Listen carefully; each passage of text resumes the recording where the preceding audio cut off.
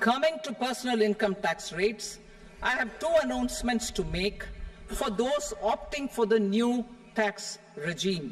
Finally 23 जुलाई 2024 को हमारी finance minister Nirmala Sitharaman ji ने फिस्कल ईयर 2024-25 का बजट प्रेजेंट कर दिया, जहां पहले ये सोचा जा रहा था कि इनकम टैक्स में हमें अच्छी खासी छूट मिलेगी, वैसा कुछ हुआ नहीं।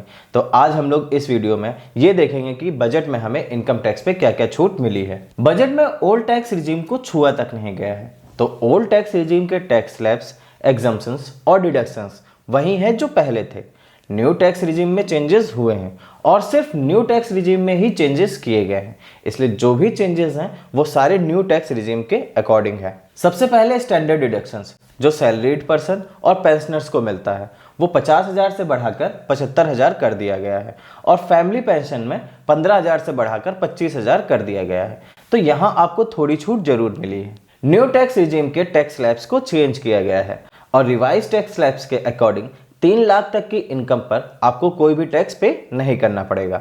3 से 7 लाख तक की इनकम में 5%, 7 से 10 लाख तक की इनकम में 10%, 10 से 12 लाख तक की इनकम में 15%, 12 से 15 लाख तक की इनकम में 20% और 15 लाख से ज्यादा की इनकम में आपको 30% तक का टैक्स पे करना पड़ेगा। अगर इसे एग्जिस्टिंग टैक्स स्लैब से कंपेयर किया जाए तो 10 लाख तक की एनुअल इनकम वाले पर्सन के लिए ही टैक्स स्लैब्स चेंज हुए हैं, उससे ज़्यादा की इनकम वाले पर्सन के लिए टैक्स स्लैब्स चेंज नहीं हुए। हाँ, अगर सैलरीड पर्सन है तो उसे 25,000 का एक्स्ट्रा स्टैंडर्ड डिडक्शन जरूर मिल जाएगा और कुछ भी नहीं।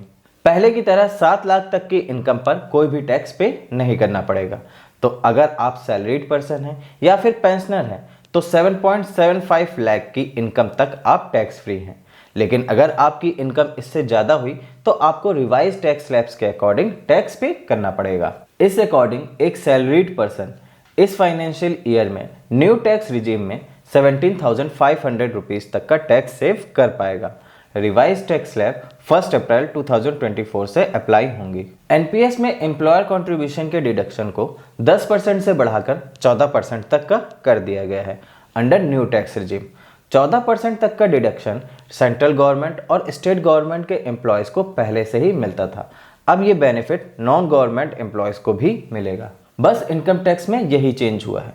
देखा जाए तो इनकम टैक्स पे छूट जरूर मिली है, पर उतनी नहीं जितनी एक्सपेक्ट की जा रही थी।